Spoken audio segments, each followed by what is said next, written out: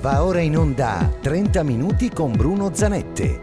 Appuntamento settimanale di costume e informazione. Ogni sabato mattina su RC Radio. Cari ascoltatori, cari ascoltatrici, buongiorno. 30 minuti con Bruno Zanette, anche oggi sabato è qui con voi, cerca di farvi compagnia, cerca di portarvi le notizie più importanti del territorio. Oggi qui come ospiti ho due persone importantissime che sono il presidente della comunità, Fondazione di Comunità Sinistra Piave Fantinel Fiorenzo. Ciao Fiorenzo. Ciao. E il presidente del Club Serenissima Storico, Giorgio Foramiti, che sono qui per una cosa importantissima, per parlare del progetto che è stato messo in moto dalla Fondazione, dal Club Serenissima Storiche e dall'ULSS 7. Io direi, Giorgio, di iniziare con te, che è a te che è venuta l'idea, su sollecitazione del consiglio direttivo del club, che è venuta l'idea di partecipare a un progetto che fosse di una certa consistenza importante, in collaborazione appunto con l'ULSS 7 e con la fondazione di cui è presidente Fantinel. Sì, allora diciamo che noi su sollecitazione di molti soci e su iniziativa del direttivo da un po' di tempo pensavamo di dedicare una grossa somma di denaro, considerati anche gli avanzi di cassa che il club ha e quindi la possibilità di poterlo fare, di donare questa somma in tempi che non si riducessero all'anno solare, ma che potesse andare anche nel proseguo degli anni, quindi almeno una donazione quinquennale per poter dare una mano anche al territorio da un punto di vista dell'assistenza, di fornire qualche servizio sostanzialmente che potesse essere utile. Specialmente in momenti di crisi come questo. Considerati i momenti di crisi, considerato che il mio club comunque ha sempre fatto delle donazioni una cosa molto, molto importante come sua attività anche statutaria.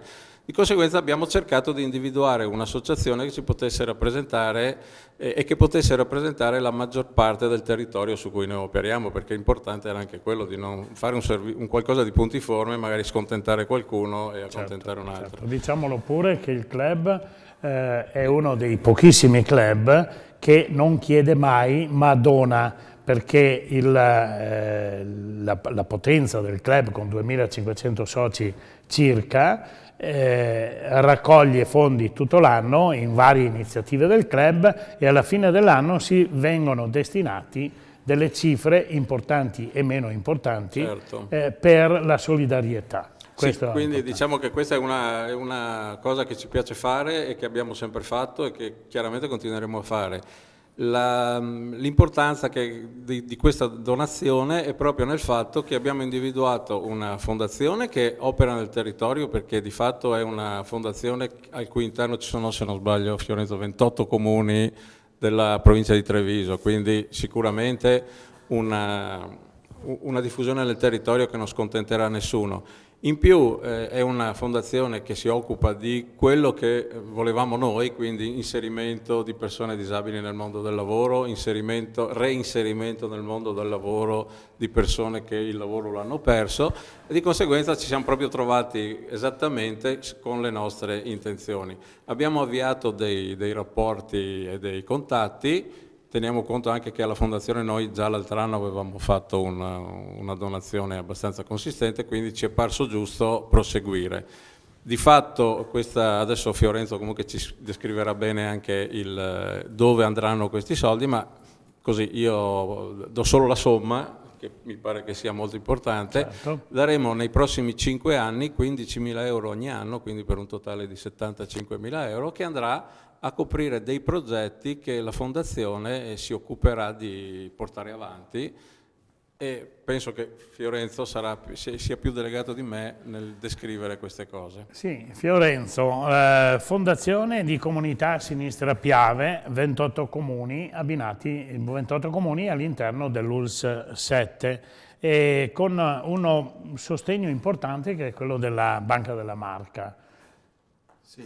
Raccontaci, che poi è partita da te l'idea della fondazione. Beh, insomma, ero sindaco da un anno a Santa Lucia di Piave, era il mio primo anno di esperienza da amministratore e da lì in qualche modo abbiamo coniugato questa idea di sintesi del territorio, cioè accorpando 28 comuni in un'area di 220.000 abitanti, che rende particolare, unica nel genere, nel panorama italiano, questa fondazione, questa aggregazione, è proprio la particolarità della discesa in campo di 28 municipi, di 28 sindaci e tutti gli amministratori, ovviamente insieme a imprese del territorio, associazioni e volontari, cioè la componente di fatto di un'area geografica, non ci sono esclusioni, la capacità e il sistema innovativo che la Fondazione cerca di perorare e di produrre è che tutti possono direttamente o indirettamente essere in qualche modo responsabili dell'andamento della Fondazione stessa, chi donando qualcosa, chi potendo mettere a disposizione il proprio lavoro, il proprio mestiere, le proprie competenze per favorire i processi che la Fondazione costantemente e quotidianamente ormai produce. Per quanto riguarda Prego. Per quanto riguarda il club, io intanto ho avuto il piacere di conoscere il presidente Foramiti, ormai da 2 anni il club donava e dona alla fondazione già un contributo importante. E poi c'è stato questo incontro, insomma, a me è piaciuto molto il suo approccio, lo dico sempre perché mi è venuto a trovare in sede e ha detto: secondo noi la fondazione è la sintesi di un territorio. Sono parole che io ho in qualche modo anche mutuato per altri incontri. La fondazione viene, essendo una realtà unica nel suo genere, viene spesso chiamata nelle università, nelle scuole, nei convegni a proporre questo modello, no? Questo paradigma di territorio. E ripeto, mi è stato molto utile questo pensiero del Presidente, perché l'idea di sintesi è proprio quello che noi cerchiamo. Ecco, io volevo ricordare ai nostri ascoltatori che questa trasmissione è possibile grazie a un amico, che è un amico comune anche, che conosciamo tutti e tre, che è Alberto Stocco di Cadelpoggio. La famiglia Stocco è una famiglia di imprenditori straordinari e grazie a lui queste possibili coniugazioni col territorio vengono portate a conoscenza della cittadinanza proprio tramite questa piattaforma realizzata da Ceschin, che oltre che radio fa anche video in streaming e anche in TV. Poi presenteremo anche noi la nostra proposta che, attenzione, è portata avanti grazie al volontariato. Poi parliamo anche del volontariato. E grazie ad Alberto Stocco e alla sua famiglia noi riusciamo a fare, io riesco a portare avanti questa trasmissione che è importante appunto per la conoscenza del territorio e delle peculiarità del territorio. E ritengo che quello che l'idea e quello che si sta coniugando con la collaborazione del Club Serenissima Storico, con la Fondazione e con l'ULSS sia veramente un passo importante per far capire alla gente che si può fare l'attività del nostro club, che è un'attività che porta anche, come si può dire, oltre all'impegno delle gare, ma porta anche a dei momenti di aggregazione, certo, e sfruttare questo per fare della grande solidarietà, come stiamo facendo. Sì, io direi che comunque noi siamo un club di autostoriche, non è questo è il precipuo, però è giusto contribuire nel territorio dove noi operiamo, dove noi viviamo, dove vivono i nostri soci. È giusto contribuire con delle manifestazioni concrete di solidarietà. Adesso noi stiamo parlando di questa donazione che sicuramente è importante e poi magari vedremo anche nello specifico, Fiorenzo, dove andranno questi soldi. Però quest'anno il mio club ha dato 2.500 euro all'associazione Oltre il Labirinto Onlus per i bambini autistici, ha dato 2.500 euro come contributo per le popolazioni colpite dalla tromba d'aria del Brenta. Abbiamo dato 1.000 euro all'associazione Panizza Zamboni e diamo 2.500 euro alla Lilt, quindi ci siamo comunque aperti anche ad altre realtà. È chiaro che questa sarà un po' il filo comune dei prossimi anni, ma non dimentichiamo anche situazioni particolari che ci possono essere e che comunque è giusto supportare, anche perché ormai sappiamo che purtroppo le amministrazioni sono sempre alle prese con problemi di bilancio, e quindi noi che fortunatamente abbiamo un bilancio bello sano e consolidato, è giusto che questi soldi vengano dati a chi ne ha bisogno, considerando poi che noi non siamo un'associazione a scopo di lucro, quindi il denaro che noi riusciamo ad accantonare anno per anno è giusto che ritorni a chi ce l'ha dato. Grazie alle nostre attività che sono importanti e multiple durante l'anno e coinvolgono parecchi dei nostri soci. Allora, pochi centesimi messi insieme dalle varie attività fanno importanti cifre. Fanno queste cifre che diventano poi cifre importanti e che ci permettono di avere una visibilità positiva, ma che sinceramente ci danno molta soddisfazione, perché vuol dire che nel territorio facciamo delle cose utili e che sicuramente sono apprezzate, perché l'apprezzamento che ho sempre su queste cose mi fa molto piacere e mi dà proprio anche la forza di cercare sempre delle situazioni nuove. Ecco Presidente, noi abbiamo condiviso, adesso sentiremo Fantinel che ci approfondisce la conoscenza del progetto che stiamo portando avanti. Abbiamo condiviso in Consiglio l'idea portata da te Presidente e io ho abbracciato volentieri il fatto che sia mirata a un progetto importante, che è quello, in momenti di crisi come questo, del reinserimento nel mondo del lavoro da parte di persone che hanno perso il lavoro, imprenditori o meno, e importantissimo questo, l'inserimento nel mondo del lavoro delle disabilità.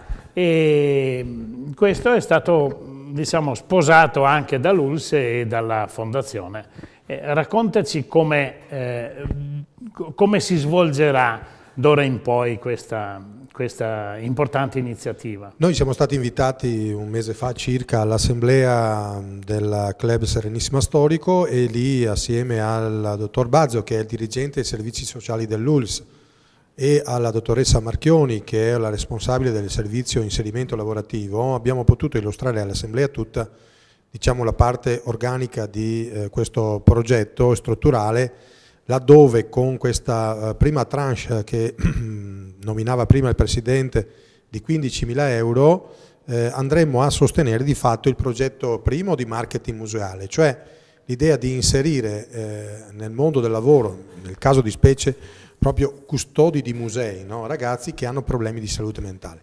Ecco, se pensiamo alla gravità in qualche modo della patologia della persona, a poter dare grande dignità attraverso una borsa lavoro, ecco, io penso che questa valga molto più di tanti commenti, cioè questa iniziativa che fa il Club Serenissima Storico valga molto più di tanti commenti al riguardo, perché dà il segno di una civiltà, di una comunità che cresce responsabilmente.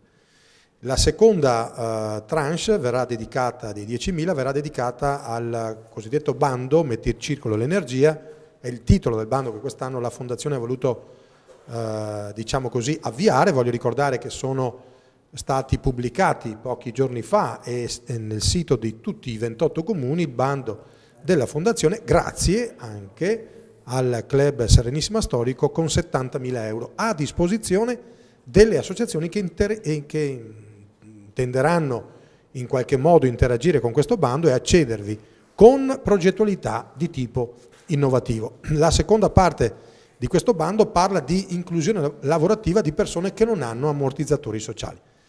Direi che sono due titoli che la dicono lunga sulla visione che ha la fondazione, ma che non può essere da sola. Questa visione c'è, è scritta e la fondazione la cerca di perorare quotidianamente, ma se non ci fossero persone che hanno questa sensibilità e questa vision, beh, la fondazione farebbe fatica. Mi fa piacere anche, mi pare che tu Bruno all'inizio l'hai citato, generalmente un'associazione, se vuoi anche fisiologicamente in qualche modo, chiede qualcosa alle associazioni. Qui abbiamo un caso che si rovescia, cioè il club, quando una persona giudica un'associazione, dovrebbe attentamente guardare poi le dinamiche che caratterizzano il cammino di questa associazione, e chi si avvicinasse in qualche modo a questo club, noi abbiamo avuto modo di farlo grazie ai contributi che ci hanno dato, ma anche perché abbiamo tanti amici in qualche modo che hanno questa bellissima passione, non finisce soltanto sulla bella passione che è quella di condurre macchine di un tempo, che peraltro, se mi permettete, ci riporta anche a tempi passati, a quella che è la tecnologia dell'industria italiana, che non è sicuramente inferiore a tante altre industrie nel mondo e che rappresenta un know-how di grande eccellenza. Oltre a questo, ripeto, mettere a disposizione dei fondi a sostegno del territorio dove ti vedono protagonista come associazione mi sembra un passo, uno scatto in avanti che non può che far piacere, ma soprattutto farci guardare il futuro con una serenità o quantomeno rinnovato entusiasmo, perché gli impegni sono tanti, le amministrazioni hanno, come sappiamo, difficoltà di genere, e avere sostegno dai cittadini, dalle associazioni, è per noi un grande entusiasmo, perché rappresentiamo un volano unico nel territorio. Se pensiamo, Presidente, che l'idea che ha dato un po' l'avvio a questa fondazione è stata forse un'idea banale, quella di vendere delle noci. Sì, guarda, il Presidente, ti ringrazio, il Presidente prima citava come soggetti destinatari di contributi due associazioni che a noi sono molto care, oltre al Labirinto e la LILT, per esempio, rispettivamente ci confezionano con i ragazzi le confezioni natalizie che noi veicoliamo per le aziende a fine anno, altra attività che fa la Fondazione, e poi le stesse noci che sono il marchio, tra virgolette, perché siamo partiti con quelle. Oggi posso dire che possiamo anche dire ufficialmente che non c'è più una noce nel magazzino, quindi sono tutte fuori, e questo ci fa molto piacere. Una parte di questo grande quantitativo, sono circa 150 quintali che noi vendiamo grazie a 1200 volontari e oltre 500 associazioni, una parte, 20 quintali, che non è poco, vengono vendute dai ragazzi del corso universitario in assistenza sanitaria che si svolge al De Gironcoli di Conegliano, unitamente alla LILT,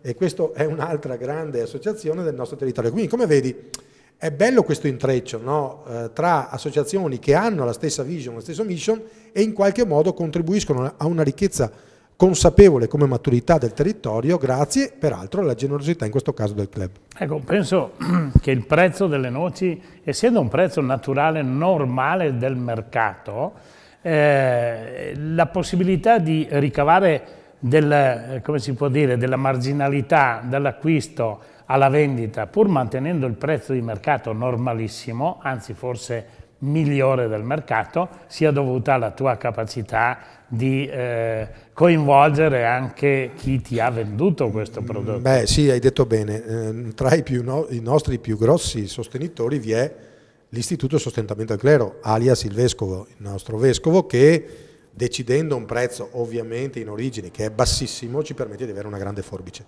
Per cui da questo punto di vista l'impatto delle noci sul territorio rappresentano un mezzo efficace per comunicare con le persone di tutto il territorio, piccini, grandi, non c'è distinzione, nei sagrati delle chiese, nelle feste.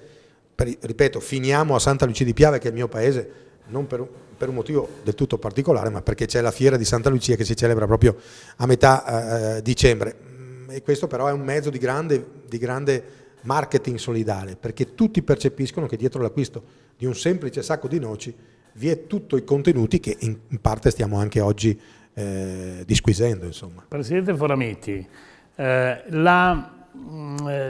i nostri soci, ci tengo a dire questo e che tu lo confermi, perché non si pensi che i nostri soci siano come si può dire, dei ricconi pieni di soldi, sono degli appassionati delle auto storiche che magari passano ore e straore a ripristinare, a rendere viva di nuovo un'auto che sarebbe morta, e sono artigiani.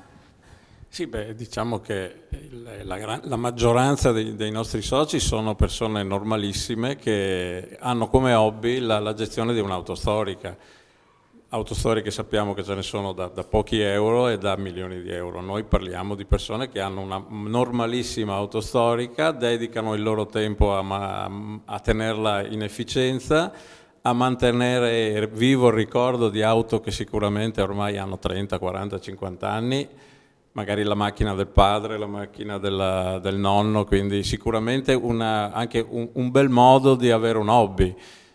Non è sicuramente come c'è magari nell'immaginario collettivo che chi ha un'auto storica sia una persona che necessariamente debba essere ricca o altro, perché assolutamente le nostre auto nella grandissima totalità sono normalissime auto che tutti potrebbero tenere.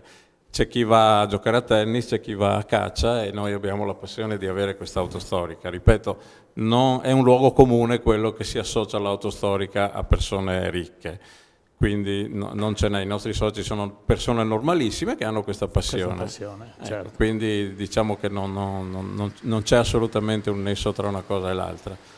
Quindi sono persone che poi accettano questo tipo di politica, diciamo, se posso usare il termine, che ha adottato il club, di usare molti dei fondi che loro stessi ci danno con l'associazione per fare queste cose, quindi delle cose che rendono orgogliosi anche loro il fatto di appartenere a un club che si dà da fare su questo campo, che credo che sia la cosa più giusta che possiamo fare noi. Allora ricordiamo che siamo stati anche con le auto storiche al ristorante Releca del Poggio.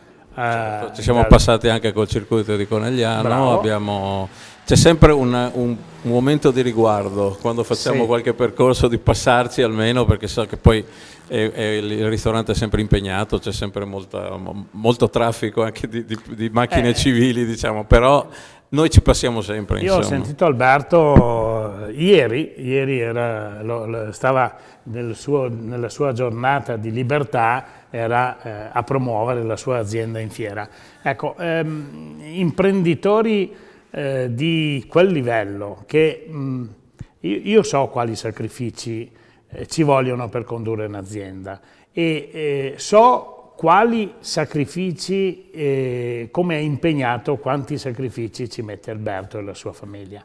E Alberto si alza alle 6 del mattino o alle 5 e mezza del mattino e fino a mezzanotte non va a letto. Non è l'imprenditore che delega ad altri o perché è pieno di soldi fa lavorare gli altri e basta, è lì presente con tutta la sua famiglia, e grazie a questa capacità che poi è intrinseca nella nostra gente, quella di mettersi in gioco continuamente dalla mattina alla sera e ottenere i risultati che hanno ottenuto loro, e grazie a questo fortunatamente riusciamo, pur in momenti di crisi di mercato, di aziende che vanno in crisi, ci sono per fortuna altre aziende che continuano a creare reddito e possono sostenere anche queste iniziative come la nostra, vero Presidente? Beh, sicuramente, poi la tradizione delle nostre terre è proprio quella di starci sul lavoro e non delegarlo ad altri. Credo che pochissimi imprenditori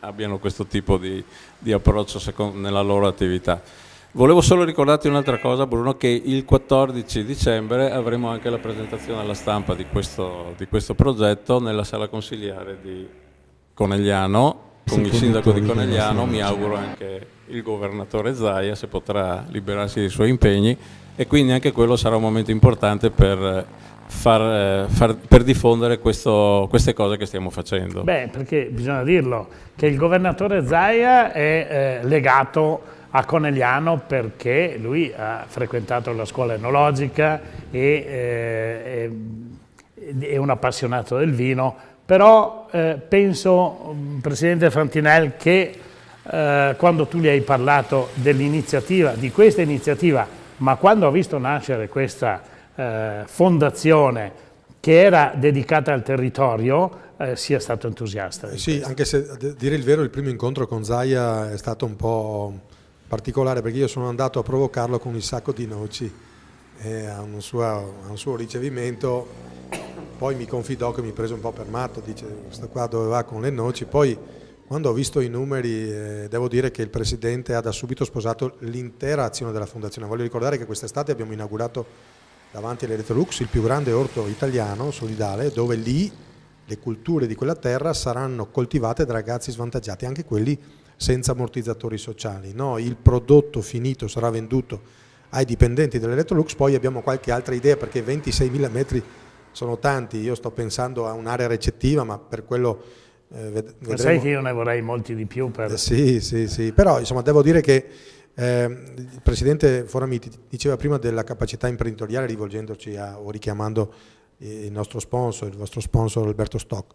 Vedi, secondo me questi imprenditori rappresentano anche un modello di vita che non è soltanto legato al lavoro che si fa, ma proprio perché si crede di fare una certa cosa e quindi la si può fare ininterrottamente per tante ore della giornata. Quindi è un modello di vita quasi il lavoro. Ecco perché la famiglia Stock, peraltro, mantiene grande professionalità e cortesia, devo dire anche grande generosità, perché in questo momento a Ca' Poggio si vendono le noci della Fondazione, per esempio, ma è un veicolo continuo, costante e passante nel territorio, avere degli imprenditori che sono una sorta di stakeholder e di persone, di uomini di questo territorio che in qualche modo veicolano costantemente il messaggio della Fondazione. La Fondazione non è di qualcuno, certo io oggi la rappresento come Presidente, è di tutto il territorio, quindi la particolarità di questa realtà è che l'Autoclub designa una cifra a favore del proprio territorio perché rimanga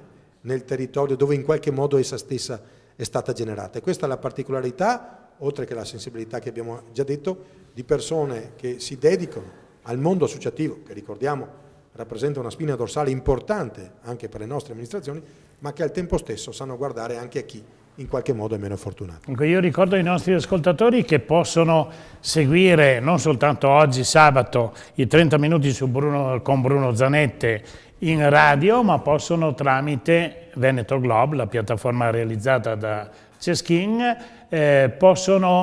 basta digitare Veneto Globe sul proprio tablet e vedono continuamente poi la trasmissione. Prego, Presidente. Volevo solo, così in chiusura, fare un apprezzamento e un saluto al Sindaco di Conegliano, che è anche il Presidente di questa conferenza e che so che è stato molto vicino al fatto che poi la scelta del Club Serenissima Storico si traducesse in così ampie proporzioni, non che non ci fosse la disponibilità perché il Presidente l'aveva già manifestata come abbiamo detto, però in qualche modo, se posso usare un termine religioso, il Sindaco Zambon l'ha in un certo modo battezzata positivamente. Questo ci fa piacere perché avere dalla nostra parte ovviamente i nostri soci, potrei dire così, di maggioranza, le amministrazioni e chi ci rappresenta come Zambon da questo punto di vista nella conferenza è un motivo di grande soddisfazione e tranquillità. Sì, io ti do poi ancora la parola per i saluti. Vorrei che mi parlassi ancora un po' del nostro club, del Serenissima Automoto Storico. Padova. Beh, Padova per gli appassionati di auto storiche è il momento clou di tutta la stagione, è la più importante fiera di auto storiche d'Italia. Noi ci partecipiamo con uno stand che è molto frequentato perché abbiamo anche il punto di ristoro, quindi sicuramente i nostri soci ci vengono volentieri. Sì. Però diciamo che è ormai... La fetta di salame fa non manca piacere. Mai, esatto. È un momento tradizionale per chi va a visitarsi la fiera, viene a trovarci, sa che ormai ci trova sempre lì e quindi noi sono tanti anni che ci andiamo e quindi è un momento proprio che ormai i soci si aspettano. Approfittiamo dello stand che noi abbiamo lì per esporre una bella macchina e una bella moto generalmente, quindi noi quest'anno abbiamo esposto una bellissima Lancia, abbiamo avuto molto successo, ma diciamo non sto a parlare del modello o altro perché presumo che gli ascoltatori così siano poco interessati a questo, però diciamo che è un importante punto di aggregazione perché i nostri soci e non solo i nostri soci che vanno alla Fiera di Padova sanno che lì ci trovano. È un momento anche per presentare tutta l'attività che faremo nell'anno successivo, quindi faremo una quindicina di manifestazioni anche l'anno prossimo. Abbiamo già iniziato a metterle in cantiere e quindi già l'attività noi siamo già proiettati verso l'anno prossimo. L'ultimo incontro ludico quest'anno? Abbiamo domenica prossima, domani, il 6, ci troviamo tutti per il pranzo sociale. In quell'occasione avremo anche una simbolica consegna di queste cifre tramite dei mega assegni che verranno consegnati ai rappresentanti delle varie associazioni che noi sosteniamo, e poi è un momento così per approfittare per i saluti e per gli auguri di Natale. Ecco, io lascerei chiudere a Fantinel, che spero sia presente domani al pranzo del club. Certo che sì, perché ovviamente noi siamo una parte ormai, penso di dire, importante di questo club, visto che le risorse che vengono destinate hanno una valenza, direi, determinante per il proseguo dei progetti. Noi pensiamo che i buoni esempi, come quello che ci viene dato dal Club Serenissima Storico, vanno e vadano manifestati, presentati, divulgati. Non ci si deve vergognare o così intimorire per questi aspetti. Non cerchiamo la spettacolarizzazione, ma la divulgazione. Questo è molto importante affinché tutti i cittadini siano consapevoli che il poco di tutti crea quell'effetto moltiplicatore per cui abbiamo generato tante risorse, ma soprattutto la soluzione di tanti progetti. Ecco, io ritengo che stare qui con voi sia un grosso piacere, è un grosso piacere per me, ma purtroppo il tempo corre veloce. Allora vogliamo terminare con il nostro amico Alberto di Cadelpoggio, che ha coniato uno slogan molto bello: dove il prosecco incontra il mare. È fantastico. Io quando ho saputo di questo non l'ho mai lasciato come citazione in ogni mia trasmissione,